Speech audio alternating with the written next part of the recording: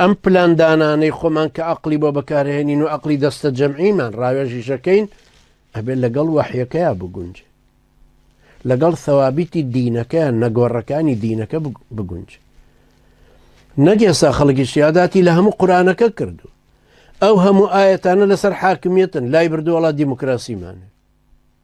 دیموکراسیەکەش خۆی دیار هەر وشەکەش سبحان الله بۆ ڕەتدانەوەیان وشەکە خۆی یعنی حکمی گەل، حکمی گەل چۆن نەشێکەوە بەسەر حکمی خوای پەروەردگارا بێ.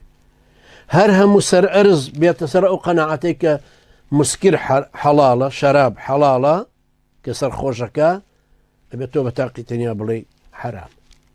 تۆ لەسەر دیلەکەتی و مەسئولی خۆتی، وكل ما تيه يوم القيامة فرد.